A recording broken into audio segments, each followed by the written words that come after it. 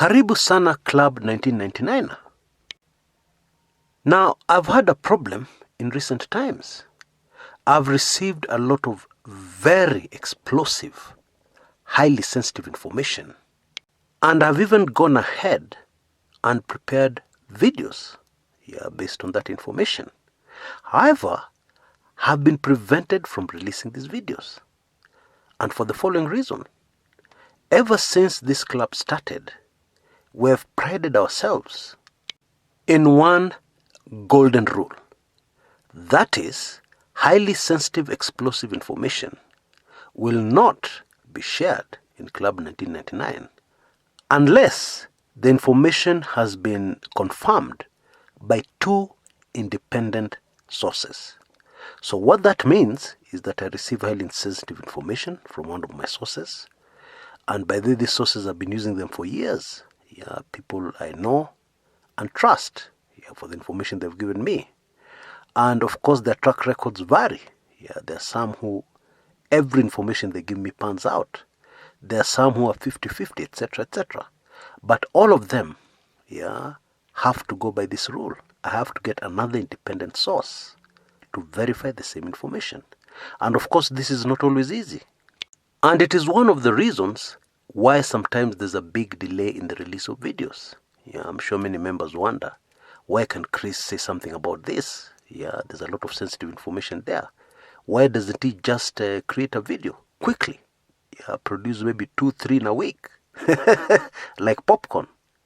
Well, now you know. Producing the videos is not the problem. The problem is verification.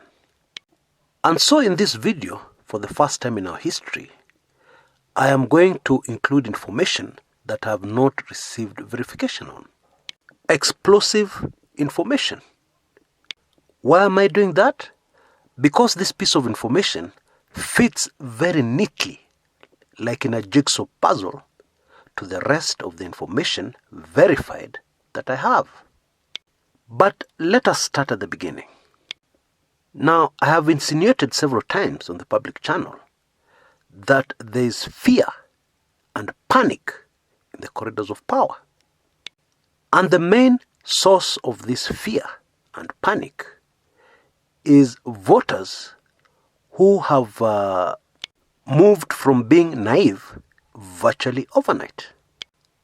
Now, of course, many of us out here will not know this magical transformation, very sudden, that has happened in our country. However, those in power have access to regular intelligence reports. And part of these intelligence reports are being on the ground all over the country and gauging the mood, gauging what people are saying. Just to give you a quick example, this is the reason why the joint Uhuru-Raila rallies in Central Province have never taken off. I mean, they were advertised very early, over a year ago. But to date, they have never managed to happen. Why?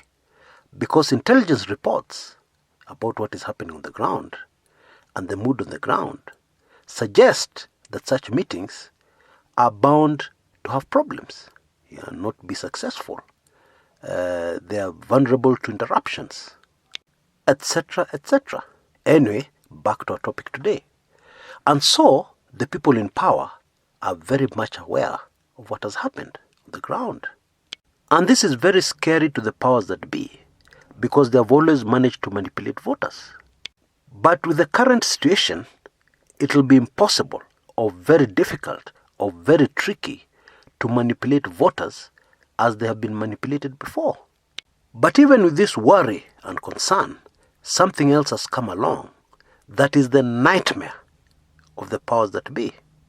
And that thing is called Punguza Mizigo.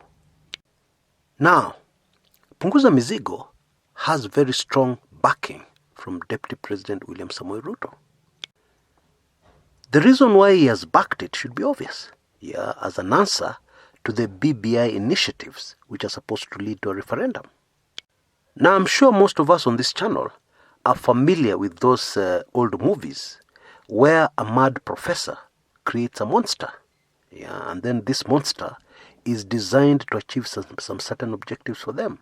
However, this monster turns against the inventor. Yeah, it goes out of control and gets a life of its own. Now that is precisely what has happened to the Punguza Mizigo initiative. Nobody took Third Way Alliance seriously as they went around the country collecting signatures. We all know that timing is very important in politics. What has happened is that the Punguza Mizigo initiative has landed in Kenya at just the right time for it to get a life of its own. It has found Kenyan voters in just the right mood to fully back it and support it and do everything in their power to make sure that it goes through. And that is why, to everybody's utter shock, counties like the Uasin Gishu County have approved, given the Punguza Mizigo initiative a nod. This thing is gathering momentum at a very crazy rate. Now, let us appreciate that those who have followed Kenyan politics for a long time, and who understand politics in Kenya, will doubt that information I've just given you.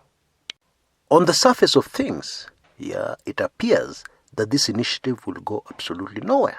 That is true. Why then, are MCAs receiving calls from political heavyweights? And by political heavyweights, I mean principals of the handshake. Why should very busy people waste their time with the mere MCAs if indeed the Punguza Mizigo initiative does not have the potential to go anywhere? Why? Now, this is the unverified information. That is, it has come from only one source. I've not been able to get a second source to confirm it, despite my best efforts. Opposition leader Raila Odinga has been meeting MCAs, and I'm not talking about MCAs in Nyanza province, I'm talking about MCAs in other parts of the country, has been meeting them at night to convince them to do everything in their power to defeat the Punguza Mizigo initiative as it's discussed in various county assemblies. Why should a busy person like Raila waste his time if this initiative has no teeth? And that leads us to another very key and important question. If indeed the Building Bridges initiative is after creating a better Kenya at all costs, why has this initiative been so quick to dismiss and to oppose the Punguza Mizigo initiative? Why?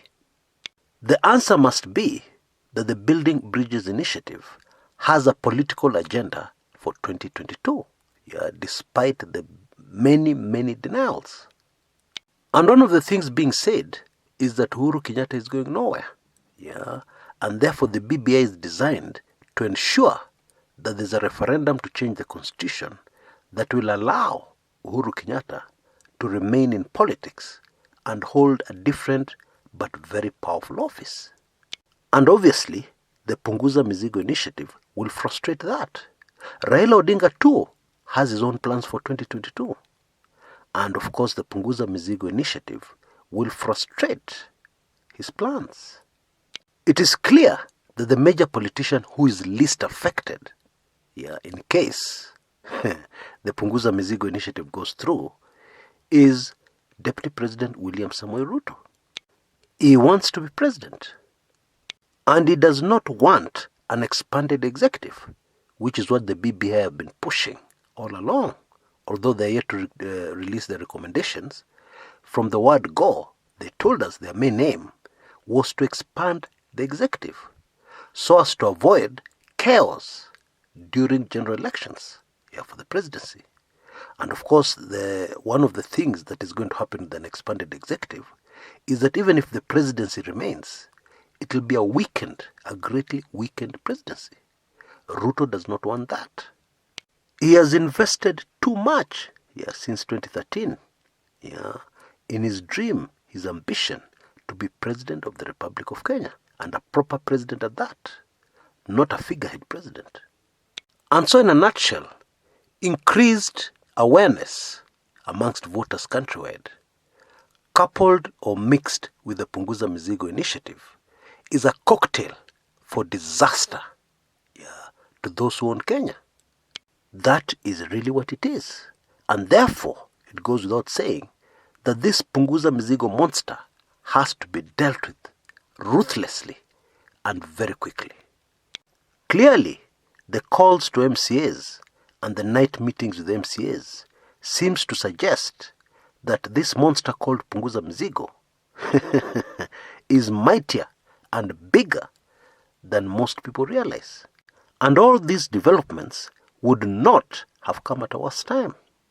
Because Kenya is in very serious economic trouble. The government has no option but to desperately collect taxes and get very aggressive at collecting those taxes, even as new laws are passed to introduce new taxes.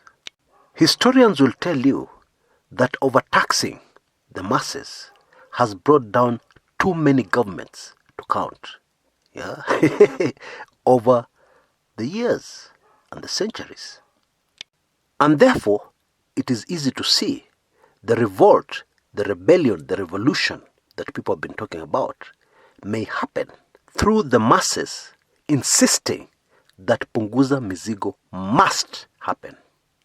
After all, it is a no-brainer to link the heavy taxing to the heavy burden which Punguza Mizigo seeks to reduce. Too many members of parliament, too many representatives who live a very lavish lifestyle,